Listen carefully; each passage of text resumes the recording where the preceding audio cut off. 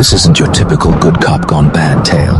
Roger Rogerson didn't just bend the rules, he snapped them in half, set them on fire, and wore the ashes like a badge of honor. For years, he was the poster boy of the New South Wales police. Medals, headlines, respect. But behind that polished uniform lurked one of Australia's most notorious killers.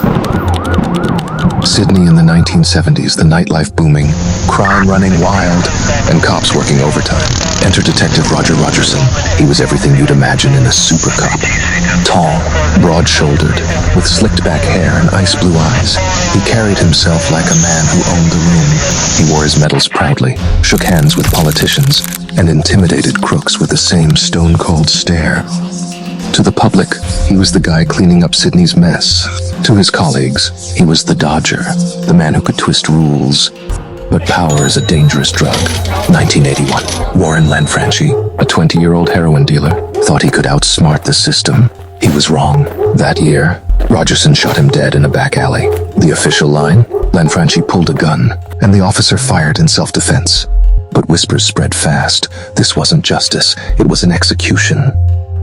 And Sally Ann Huckstep, Lanfranchi's girlfriend, wasn't afraid to say it out loud. Blonde, striking, and fierce, she went to the media and accused Rogerson of being a corrupt killer.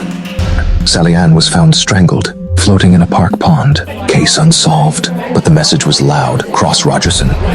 By the mid-80s, the shine on Rogerson's medals started to fade.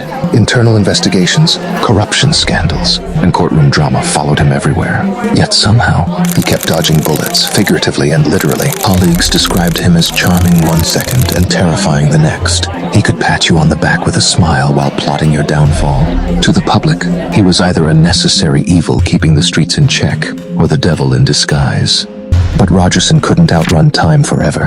His downfall wasn't going to come from a journalist, a fellow cop, or even an investigation. It would come from his own greed. 2014. By now, Rogerson was in his 70s. Most men his age are retired, playing golf, or enjoying grandkids. Not Rogerson. He's not that regular, normal person. He was still hustling, still chasing deals. That's when he crossed paths with Jamie Gow. Gow was a young university student, early 20s, smart but reckless, dipping his toes into the dangerous world of drug trafficking. He thought he was setting up $1 million meth deal. Instead, he walked straight into a trap.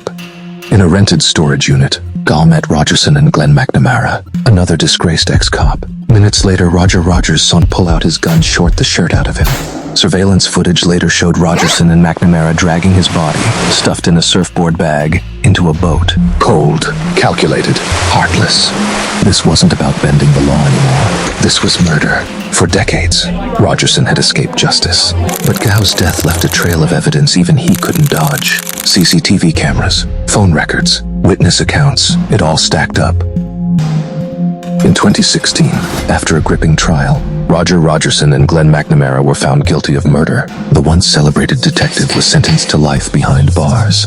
In prison, Rogerson never showed remorse. No apologies, no regrets, just the same icy stare that had once scared Sydney's criminals.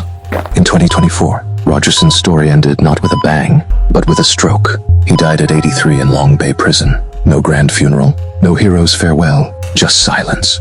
The man who once strutted through Sydney as its golden cop ended his days in the shadows of a prison cell.